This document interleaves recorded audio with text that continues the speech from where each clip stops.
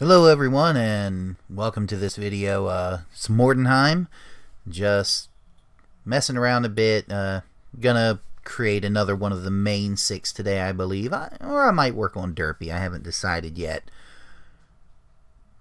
One thing I do want you guys to know, for the people that have WWE 2K15 on PlayStation 3, the way that I'm able to accomplish these intergender matches is on Community Creations.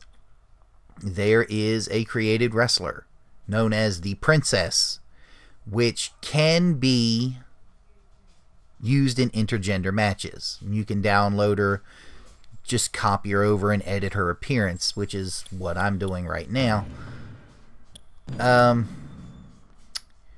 Pretty easy to find. You just go to Community Creations, set up a search, and enter the keyword Smack Talks. SMACKTALKS, all one word, and you'll find her pretty easily. I want to thank whoever it was who created her, so that I am able to bring you these matches and design these wrestlers and keep things going. And just so you know, whoever I designed today, I haven't done their cutie mark yet, so bear with me.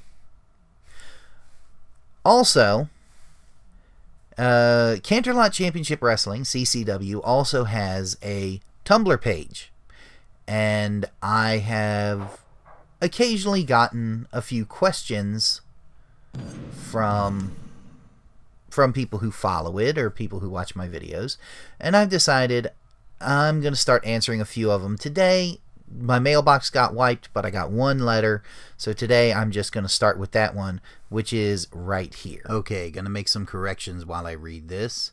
Just watched Stone Cold's podcast with Triple H. Very interesting here.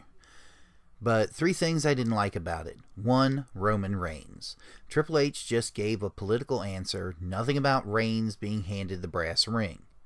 2, about CM Punk. Triple H is completely full of crap with saying he helped Punk to get over back in the 2011 storyline. And 3, about saying that DX had more influence than the NWO because the NWO didn't last long enough like DX. Would like to hear your opinion. Okay, well, let's get right into this. Triple H's political answer on Roman Reigns. Let's be serious. Do you really think he's going to be able to give anything but a political answer about Roman Reigns on a program that's actually presented by the WWE? Let's be perfectly honest. There is no way they're going to let him say much of anything out of line as far as that's concerned. It's hard to find decent hair for these. Nothing about him being past the brass ring. That I think they're just horrified about what the fan backlash is going to be. The fans are so much behind Daniel Bryan right now that he's back.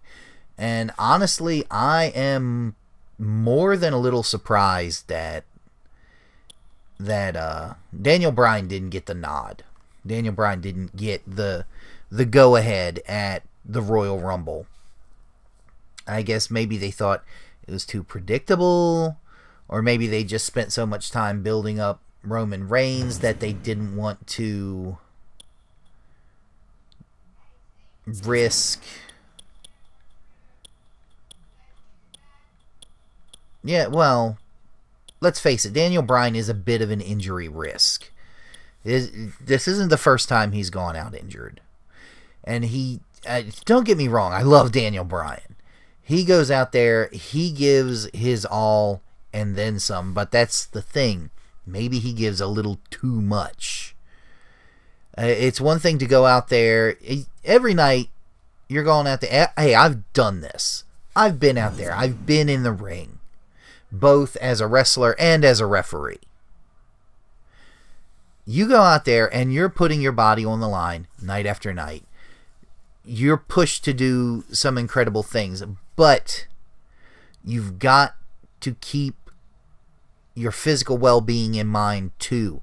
You have to...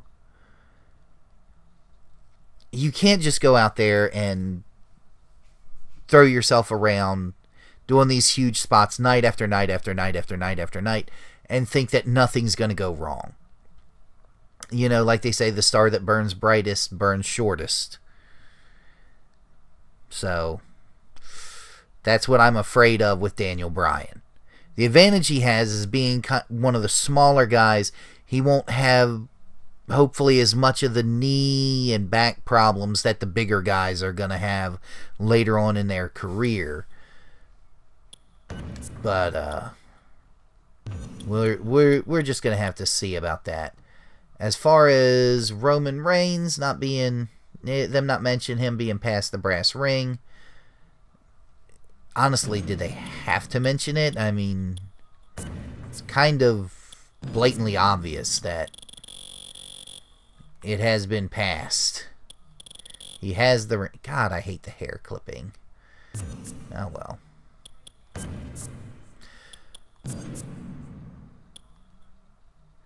Let's see here. Yeah.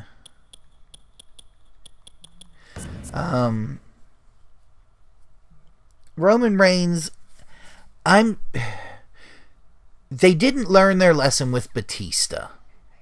They really didn't. I mean, come on. Last year, they made Batista out to be this huge face, but he couldn't match Daniel Bryan's popularity with the fans. But they just kept pushing him into the limelight, pushing him in front of the fans, pushing him, pushing him, pushing him. The fans resent this. The fans resent being told who they are and are not supposed to like. That is why they boo John Cena. That is why the fans boo John Cena out of the building. Because they just push him and push him and push him and push him out there again and again and again. And the fans hate it. They really resent being kind of told who they should like. And honestly, you can't blame them.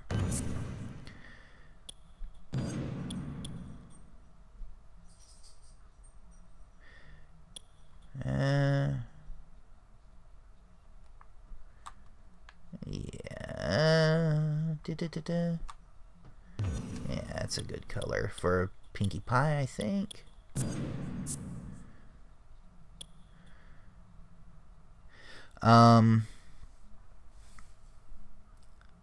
But I in all of this, I really feel sorry for Roman Reigns. He did not deserve to be booed that way at his big moment. And let's face it, the WWE has made him absolutely hated. If The Rock can come out and raise your hand and The Rock gets booed, it's not a good thing for your future as a face. And apparently on Monday Night Raw this week, he was being kind of heelish towards Daniel Bryan.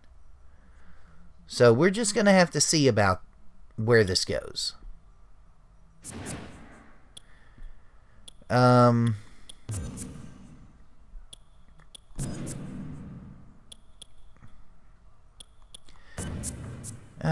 geez. Yeah, Pinkie has blue eyes. Start with sample color here. Ooh, too dark blue.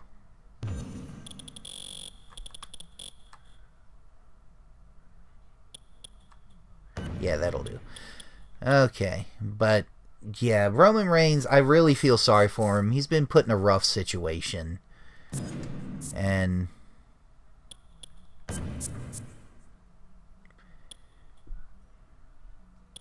we're just gonna have to sit back and see where it ends up. Okay, next order business here. CM Punk. Triple H claiming that he helped get him over in the 2011 storyline. Bullshit. The only person who helped CM Punk get over in the 2011 storyline was CM Punk. And, well, I'm sorry. Give a little bit of credit to Vince McMahon for giving the man a live mic and just letting him go to town. Because, let's face it, the best thing to do with CM Punk is let him be CM Punk. Just let him loose, give him the mic, let him run wild. And that was my phone. Just let him go, you know?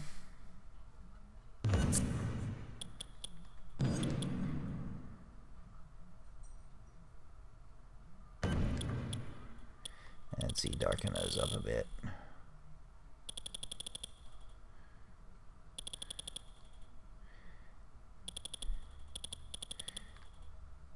There we go. Triple H likes to take credit for entirely too much. Everybody he's gotten in the ring with, he claims, oh, I helped him get over. I helped him get over. I helped him get over. I'm sorry. He claims he helped the Ultimate Warrior get over by the Warrior squashing him for the Intercontinental title back when he was the American Blue Blood, Hunter Hearst Helmsley. No, Hunter. No. Don't get me wrong, you're a hell of a performer. You've been up and down the road. You've done all there is to do in this business, pretty much. You don't help people get over. You steal their thunder. You steal their spotlight. You don't help them get over. You and CM Punk had some incredible matches, but that is because you both brought out the best in each other. It's not because you helped him get over. You so graciously helped him with this or that. It's just not the case.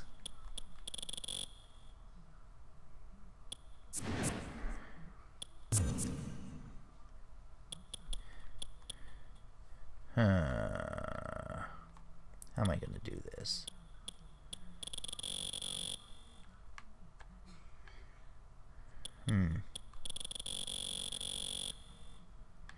I don't see where that's changing anything.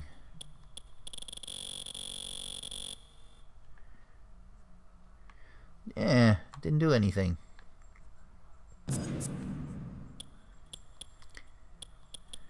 Mouth, gotta give her a smile.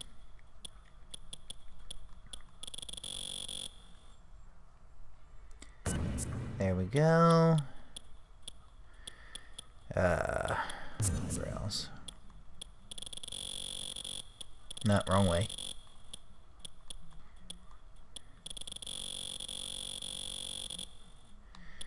A little higher. There we go. That's Pinkie. But yeah, he did not help CM Punk get over. He didn't. I don't care what he says or who he wants to say it to.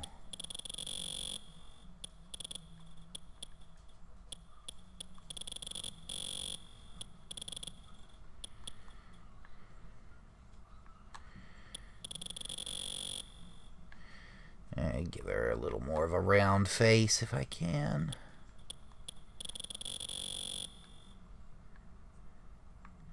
There you go. It's a little too round.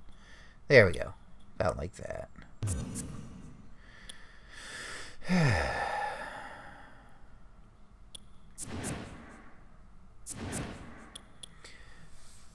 Oh, Pinkie does not need facial hair.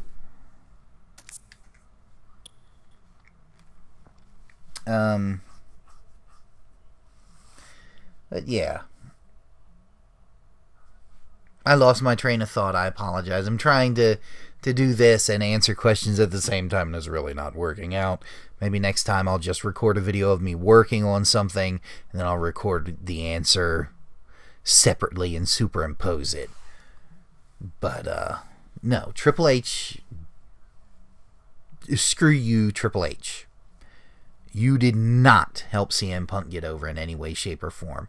In fact, I believe you're probably one of the biggest reasons that he left. He just... I have heard horror stories of how impossible it is to work under Triple H. And I do say under because nobody works with Triple H. You don't work with the man who married the boss's daughter. You work under him. You make him look good. If he decides he wants to have a good match with you, then you will. The only reason him and CM Punk look so well together is because he knew if he sandbagged, he would look bad, and CM Punk would look awesome. And he could not stand that.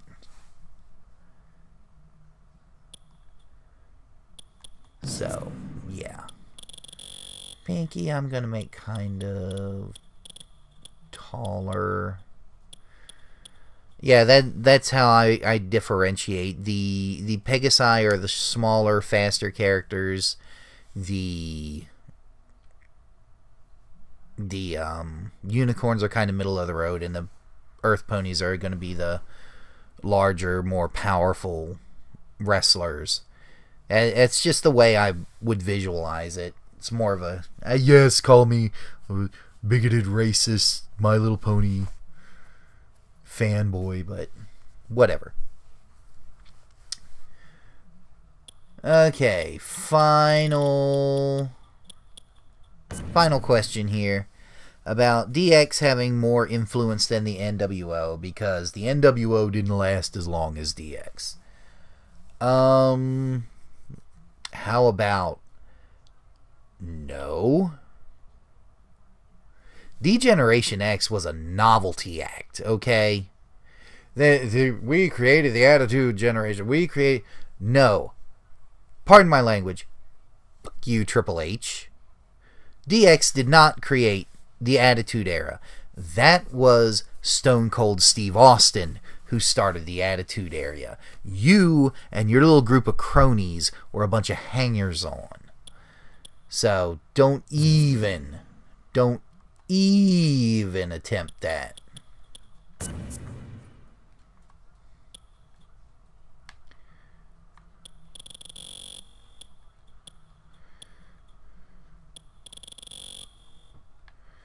You pinky little belly.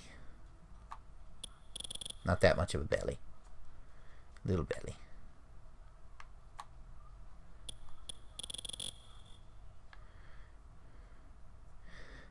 Pinky pooch. But, no. No, Triple H. You did not have more influence than the NWO. In no way, shape, or form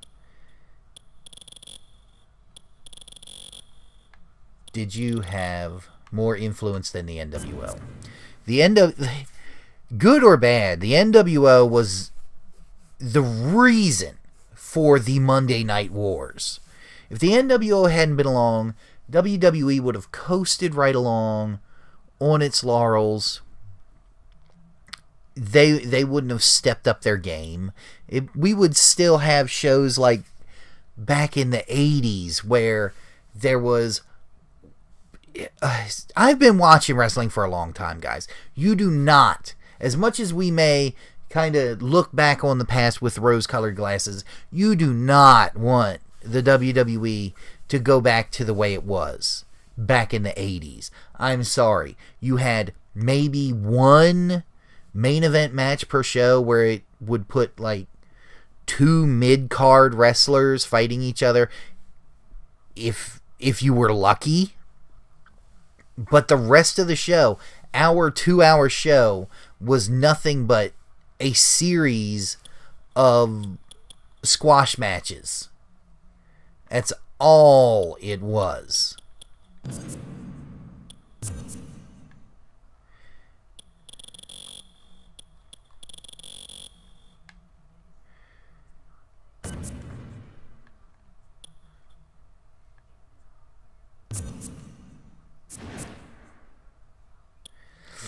And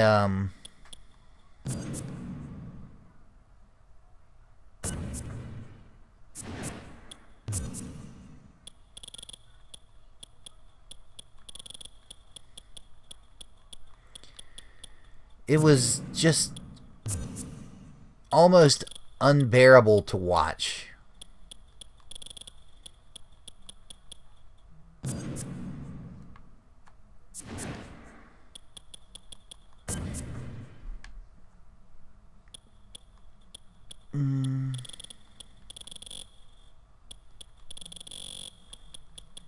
Yes, I'm adjusting. We must adjust or bust.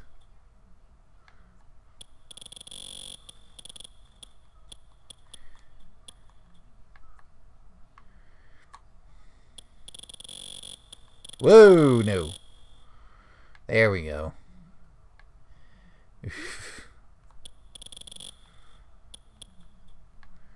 That's better. Pinkie, you're a little heavy, more heavy set than the others. Anyway.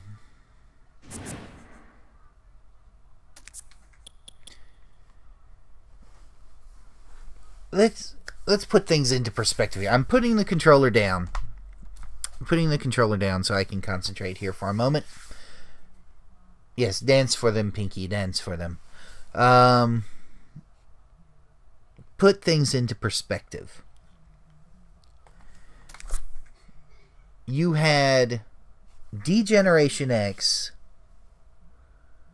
who was showing up on stage, showing up in the ring, and making dick jokes. Versus the NWO, who was a force to be reckoned with, running roughshod over the entire company. You had D-Generation X, who had, at one point, the World Heavyweight Championship and the Tag Team Championship because of the clique who leveraged political power in the back room. And then you had the NWO, who had all of the gold. And I mean all of the gold in WCW. Now, don't get me wrong, there was a lot of political bullshit going on backstage in WCW, and in fact, that's what I believe killed the company. They gave too many wrestlers creative control. Honestly, I don't want to know what happened with these poor writers over at WCW when they had two wrestlers with creative control in the same match. That had to be a damn nightmare. By the way, before I forget, a nice big fuck you to Vince Russo for trying to turn every storyline he touches into a damn daytime soap opera, and 2 fuck yous for putting himself on television. You don't do that. That is a no-no. If you're writing a story, a fictional story, which, let's face it, that's what wrestling storylines are for the most part. If you're writing a fictional story, you don't put yourself into it, you fucking real-life Mary Sue. Fuck you, Vince Russo.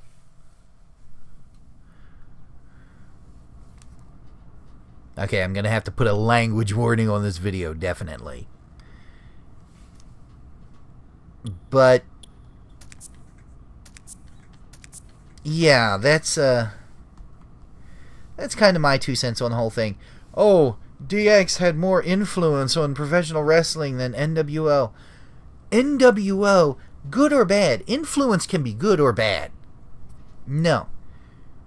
NWO, in the words of Vince McMahon himself, was a cancer. It ate WCW from the inside out. It killed WCW. It wasn't Vince McMahon.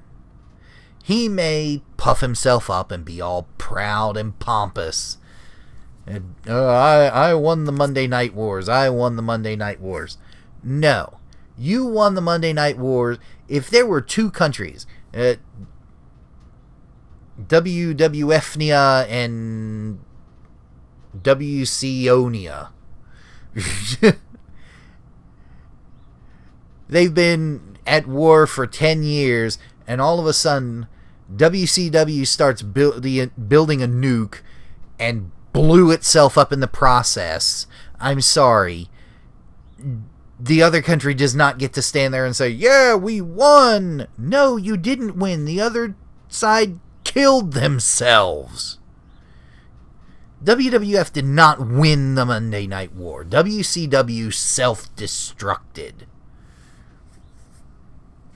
And that was all because of the NWO. The political backplaying.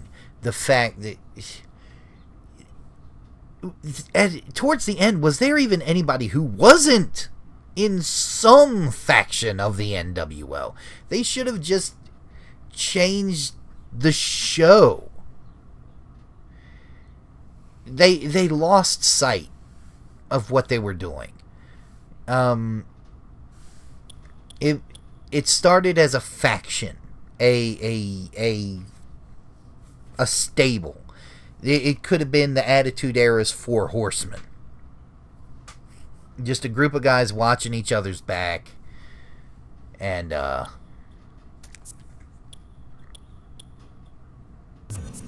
taking out other people who get in their way. But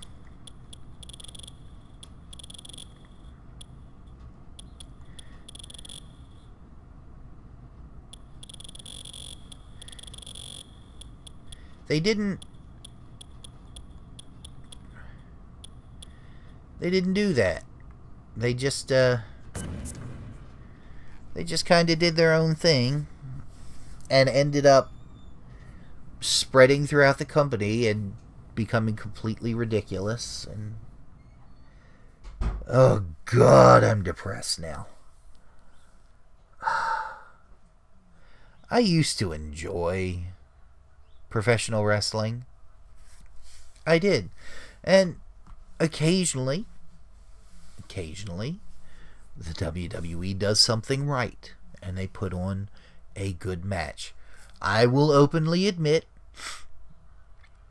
okay, I don't watch the pay-per-views. I don't. The only reason I saw the championship match from the Royal Rumble is because it was televised for free the next Monday because they were stuck in a blizzard and didn't have anything else to do.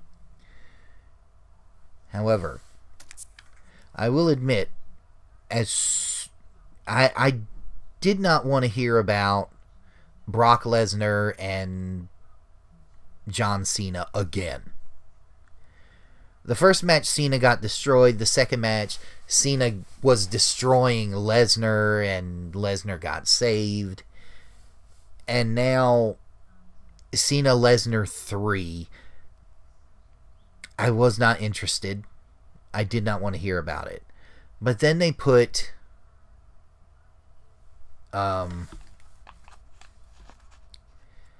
Seth Rollins in the match. Seth Rollins does not deserve to be in the ring with these two. He's not ready. The Shield was great. Any pairing of those guys is great. Here's the problem.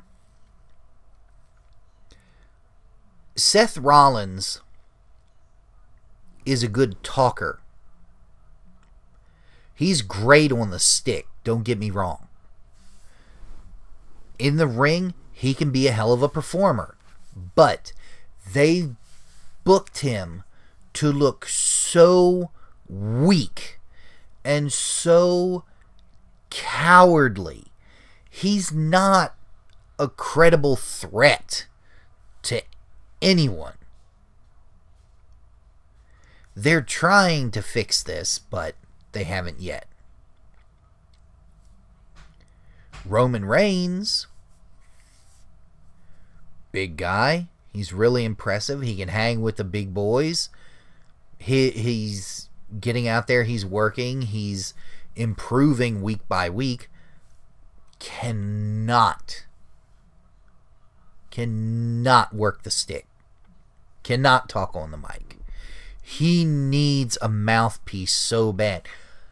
If Roman Reigns goes heel, if he does, which is what WWE is starting to look like they're trying to do, please make Roman Reigns a Paul Heyman guy. Paul Heyman, genius manager, great writer, not good with money. Don't trust him with your money. Trust him with your storyline. Yeah. Trust him with your booking. Good idea. Don't trust him with your money. That's no. Bad idea. Make him a Paul Heyman guy. Let Paul Heyman be his mouthpiece the way he's the mouthpiece for Brock Lesnar. Then you got something special there. Then Roman Reigns will be ready to step up into the spotlight. How I got back to this from the NWO, I don't know. But I think I'm going to leave it there for now. If any of the rest of you have any questions, comments, if you want to see more videos like this where I answer questions while I'm working, doing my little behind the scenes things in the background, give this video a like. If it gets enough likes, I'll continue doing them. If you have any questions, you can ask them below in the comment section, or I will also, in the description, I'll put a link to the Canterlot Championship Wrestling Tumblr page, so you can ask it there if you'd rather ask anonymously. But anyway, I want to thank you all for tuning in and listening to me ramble on for probably, I don't have a clock, so probably entirely too long. But until next time, keep your nose in the wind and your tail to yourself. Thank you for watching, and goodbye!